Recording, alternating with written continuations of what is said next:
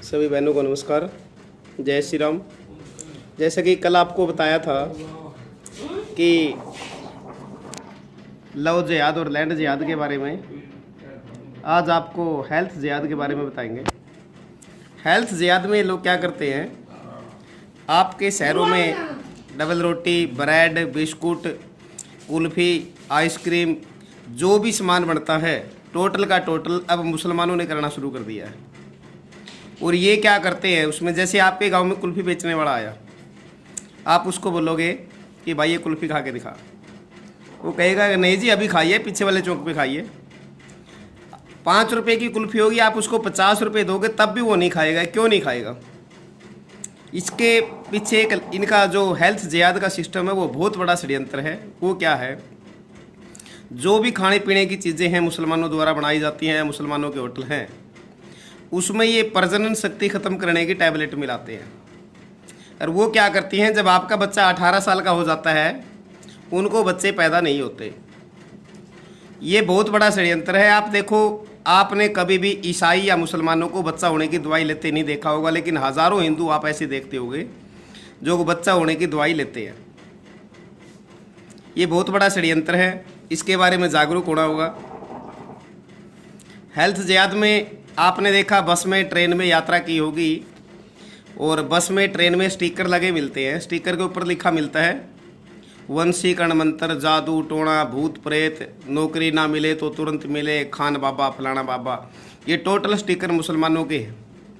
और ये भी हेल्थ जिहाद और लैंड जिहाद दोनों में काम करते हैं। आप इनके पास जाओगे, अच्छा पैसा लेंगे, फिर आपसे कहेंगे अजमेर जाओ, अजमेर जाओ, पीर बनाओ। मतलब इस तरह आगे से आगे ये क्या है कि चांद तारा का झंडा के आगे झुकाने की लोगों को आदत डाल रहे हैं। कल आपको बताया भी था कि पीर क्या होता है। जब हम मुसलमानों के गुलाम थे, जो 700-800 साल गुलाम रहे हैं, उनमें इन्होंने एक हमारे ऊपर टैक्स लगाया था, जजिया कर बोलते थे जिसको, और वो धर्म के आधार पर लगाया था, सिर्फ हिंदुओं पर लगाया था। और यदि कोई हिंदू मुस्लिम धर्म में चला जाता था तो वो टैक्स उसके ऊपर नहीं लगता था। हमारे देश में आज जितने भी मुसलमान हैं उसके पीछे सारा वही है, क्योंकि उस टाइम इनके पास कर देने के लिए पैसे नहीं थे, या फिर कुछ लोगों को ज़बरदस्ती बनाया गया था। और जो जजिया कर लेते थे, इनमें एक पद व्यवस्था थी, जैसे कुछ तो आज भी है, लंबरदार, उसके ऊपर होता था जैलदार, फिर फौजदार, फिर एक दौड़पोश, दौड़ के पोश के ऊपर फिर पीर, फिर गाजी, फिर इस तरह मतलब पूरी एक लंबी व्यवस्था थी इनकी। और जो गाजी होता था, आज के टाइम का जो इनकम टैक्स ऑफिसर जिसको बोलते हैं, वो टैक्स लेने के लिए गाँव में आता था और उसकी 9 गज तक चारों ओर सिक्योरिटी होती थी। और जिस घर में, हिंदू घर में जिसमें वो टैक्स लेने के लिए जाता था, कर लेने के लिए जाता था, यदि उनके पास पैसे नहीं होते थे, उनका ब्योंत नहीं होता था, तो उनकी घर में जो सुंदर माँ बहन होती थी उसके साथ वो बलात्कार करते, अत्याचार करते, जब तक वो मर नहीं जाती। और फिर उसके ऊपर नीला कपड़ा डाल के उसको ऊपर वो जजिया कर लिया जाता था, जिसको लोग आज पीर कहते हैं। हमारे लोग समझ में नहीं आता बिल्कुल भी, पता नहीं कैसे हैं, उसी की पूजा कर रहे हैं, उसी से डर रहे हैं। अपने जो हिंदुओं के मंदिर हैं उनको पीछे छोड़ रहे हैं। आगे इन्होंने छेड़ा है व्यवसायिक जिहाद। व्यवसायिक जिहाद में क्या करते हैं, टोटल के टोटल काम मुसलमान वही करते हैं जिनका गवर्नमेंट को टैक्स नहीं देना होता। टैक्स हम देते हैं, घर इनके बनते हैं।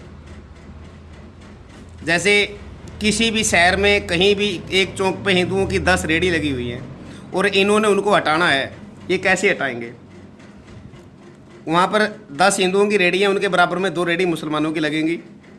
जैसे 20 रुपये दर्जन आप पीछे से केले लेके आइए, वो भी 20 लेके आएगा। आप 22-23, 2-3 रुपये 2 दर्जन के साथ कमाओगे, वो उसको 20 रुपये ला के 15 बेचेगा। क्यों?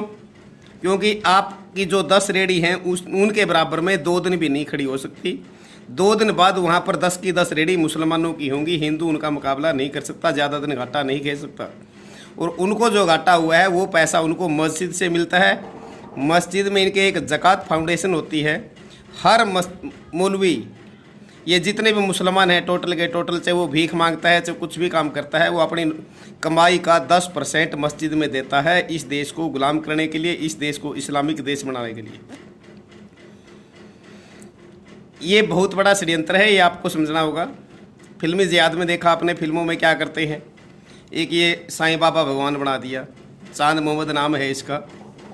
इसका बाप का नाम भैरुद्दीन था और ये अफ़गानिस्तान का मुसलमान था। इसका बाप इस देश में डकैतों का ग्रुप चलाता था और इसने झांसी वाली रानी को मरवाने का काम इसके बाप ने किया था।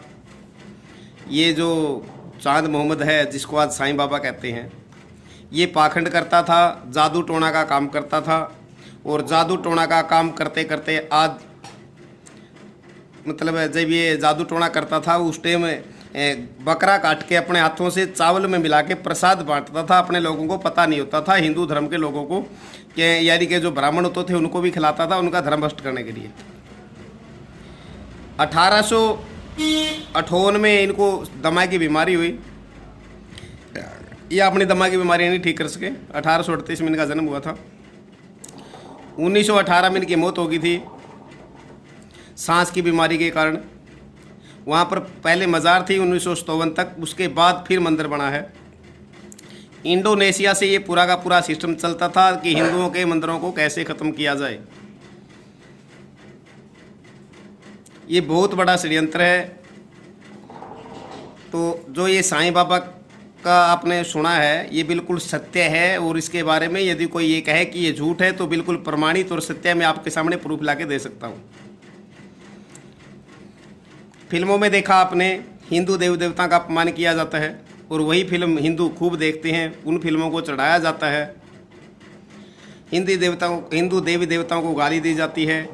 फिल्मों में साधुओं को बलात्कार करते हुए दिखाया जाता है, हिंदुओं को गुंडा दिखाया जाता है। किसी भी फिल्म में किसी भी मौलवी को बलात्कार करते हुए नहीं दिखाया जाता, किसी मुसलमान को गुंडा नहीं दिखाया जाता, उनको हीरा बनाया जाता है।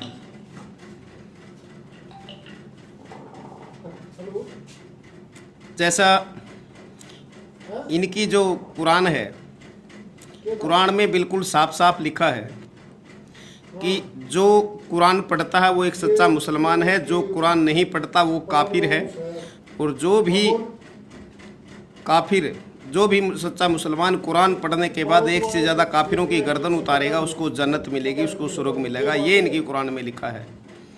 इनकी कुरान में 24 आयतें ऐसी लिखी हैं जो हिंदुओं को बिल्कुल काटने मारने की बात करती है। तो हम सबको एक होना होगा। हमें जातियों में बांटा गया है। हमारी 36 जातियां हैं, इनकी 82 हैं। 82 फिरके बोलते हैं ये उर्दू में। और हमारी जातियां हैं जो ये 82 हैं।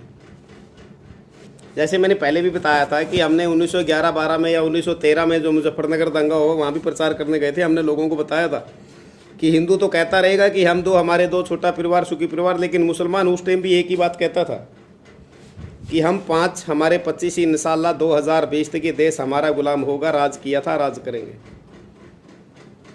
2020 में बहुत बड़ा दंगे करने की इनकी प्लान थी और अब भी है। अभी तक 2020 पूरा नहीं हुआ है। यदि 2025 से पहले विश्व युद्ध नहीं हुआ तो 2021 में बिहार और बंगाल में 100% दंगे होंगे और